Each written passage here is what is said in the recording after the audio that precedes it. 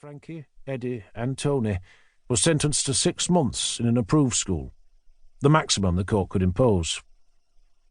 In the early 70s, the government went to great pains to inform the public that their latest young offenders institutions, recently renamed approved schools, were a far cry from the previously badged Borstals, first built in the Rochester town of the same name almost 100 years earlier. These new and improved prisons had moved away from the grim regime of the old institutions and were a shining example of the government's policy to reduce youth offending. Whatever the policy document may have said in 1976, the establishments were still Borstals in everything but name. The 3 dogs were detained at Kirk Levington Approved School for Boys, Stockton-on-Tees. The government's latest arrangements, like most of its money, had failed to reach the north of England, and the establishment had a reputation for taking in naughty boys and turning out super-fit psychopaths. The boys' training was all 6 a.m. runs, porridge for breakfast, cleaning, chores, bricklaying, farming in all weathers, and the dreaded birch. Corporal punishment was supposedly banned in all Borstals and training centres back in 1972. The governor of Kirk Levington had no stomach for breaking this ruling, or watching his boys beaten for their misdemeanours, but when his back was turned, the guards were not so squeamish. Indeed, some took great pleasure in dishing out the supposedly banned cane. The 3 dogs suffered greatly at the hands of one particular prison officer, P.O. Geoffrey Morris. He hated the way the boys showed no fear of him, or the harsh regime at the centre. Frankie, Eddie and Tony, particularly Tony, were beaten at regular intervals. They each took their physical assaults in silence, just as they endured the removal of any privileges.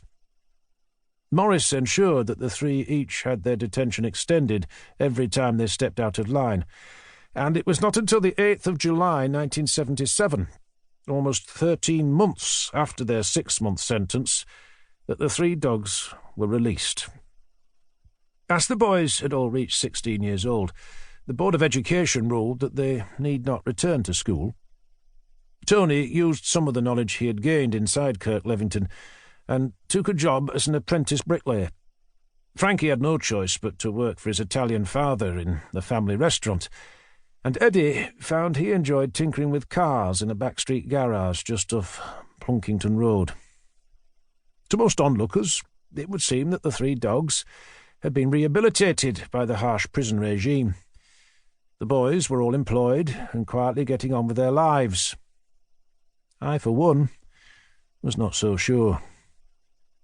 Almost a year to the day of the boys' release, on the 15th of June 1978, prison officer Geoffrey Morris was found beaten to death in the front room of his Kirk Levington flat.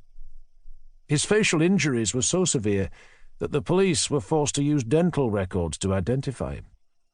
The coroner stated that Morris had been systematically beaten, and remarked in his report that the perpetrators had taken hours rather than minutes to inflict the horrendous injuries that eventually took his life. Within days, my suspicion that the 3 dogs had murdered Morris were to be founded. Chapter 1. 18th of June 1978. Tony Thompson strolled along Whitmore Drive, enjoying the warm afternoon sunshine. 3 schoolgirls giggled behind their hands as the handsome boy, dressed in the latest fashions, passed them by. Tony noticed them too, and increased the length of his stride. He didn't like girls his own age. They made fun of him for being slow. The younger girls, however, liked Tony a lot. Every few paces he pushed a handful of wayward curls from his forehead. When the girls were out of sight, he stopped, checked that his shoes were as immaculate as they had been when he'd left his parents' house 7 doors away, adjusted the waistband of his new flared trousers, and strode into the driveway of Frankie Verdi's home. He hummed, "You're the one that I want," the current number 1.